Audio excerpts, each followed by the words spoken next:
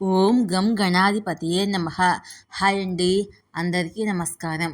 మనం ఈరోజు ఈ వీడియోలో నవరాత్రి పూజ కోసము పూజా సామాగ్రిని ఎప్పుడు కొనుగోలు చేయాలి, ఏ ఏ వస్తువులు కొనుగోలు చేయాలో మనం ఇప్పుడు ఈ వీడియోలో తెలుసుకుందాం. ఈ వీడియో కనుక మీకు నచ్చినట్లయితే లైక్ చేయండి, షేర్ చేయండి, సబ్స్క్రైబ్ చేసుకోండి. ఈ వీడియో లాస్ట్ వరకు స్కిప్ చేయకుండా చూడండి. ఇలా చేయడం వల్ల ఈ వీడియో మరి కొంతమందికి రీచ్ అవుతుంది. Please subscribe me, support me. Thank you for watching. October 3 నుంచి దేవీ నవరాత్రులు ప్రారంభం అవుతాయి. మొదటి రోజు కలశ స్థాపన తర్వాత పూజకు ఎలాంటి వస్తువులు కావాలి, వాటిని ఎప్పుడు కొనుగోలు చేయాలి అనే విషయాల గురించి ఇక్కడ మనం తెలుసుకుందాము. నవరాత్రికి అమ్మవారికి సమర్పించే మేకప్ వస్తువుల గురించి తెలుసుకుందాం. ఈ సంవత్సరం కూడా శరన్నవరాత్రుల్లో మొదటి రోజు అక్టోబర్ 3న శక్తి ఆరాధనతో దుర్గా నవరాత్రి ఉత్సవాలు ప్రారంభం అవుతాయి. ఈ ఏడాది నవరాత్రులు అక్టోబర్ 3 నుంచి ప్రారంభం కానున్నాయి. నవరాత్రి మొదటి రోజు కలశ స్థాపన చేస్తారు.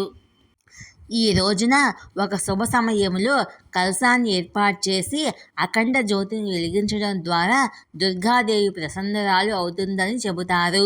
ఈ 9 రోజుల్లో ఘట స్థాపన, హారతి, సిద్ధపీఠాలు దర్శనంతో పాటుగా దుర్గా సప్తశతి నిత్య పారాయణం చేయడము చాలా ప్రయోజనకరము.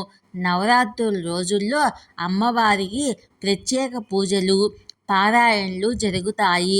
మీరు నవరాత్రి పూజ చేస్తుంటే దానికి సంబంధించిన వస్తువులు ఎప్పుడు కొనుగోలు చేయాలో ఇప్పుడు తెలుసుకుందాము. అక్టోబర్ 2న సర్వపితృ అమావాస్య వచ్చింది.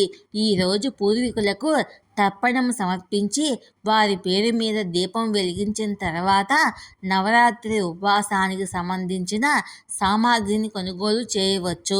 అసలే ఈ సంవత్సరము నవరాత్రి వ్రతము సందర్భంగా దుర్గామాత కలశాన్ని నెలకొల్పే సమయము తెల్లవారుజామున వచ్చింది.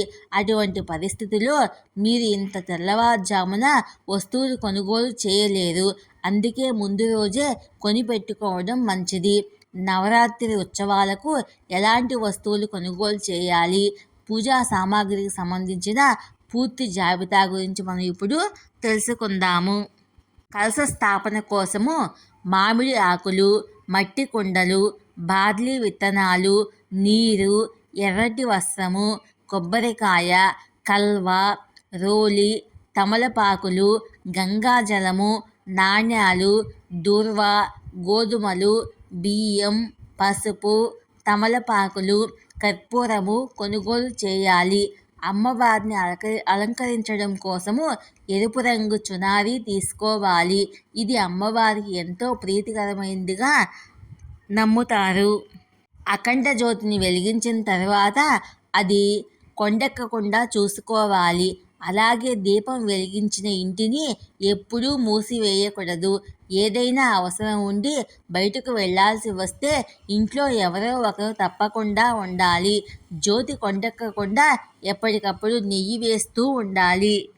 శరన్నవరాత్రుల కోసము పూజా సామాగ్రి: ధూపం, పూలు, పండ్లు, తమలపాకులు, లవంగాలు, యాలకులు, దూర్వ, కర్పూరం, అక్షింతలు, తమలపాకులు, కొబ్బరికాయ, కల్వ, ఎరుపు రంగు చునారి, ఎర్రని వస్త్రాలు, ఎర్ర చందనము, దుర్గా చిత్రం లేదా దుర్గాదేవి విగ్రహము, నెయ్యి దీపం, అలంకరణ వస్తువులను కొనిపెట్టుకోవాలి.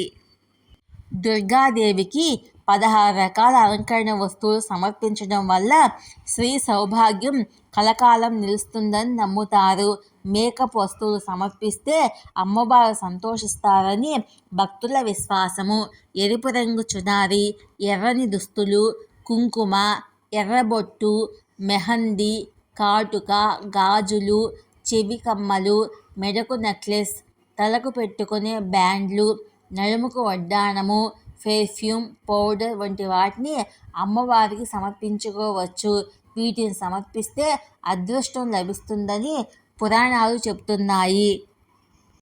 ఈ వీడియో కనుక మీకు నచ్చినట్లయితే లైక్ చేయండి, షేర్ చేయండి, సబ్స్క్రైబ్ చేసుకోండి. ఈ వీడియో లాస్ట్ వరకు స్కిప్ చేయకుండా చూడండి. Please subscribe me, support me. Thank you for watching.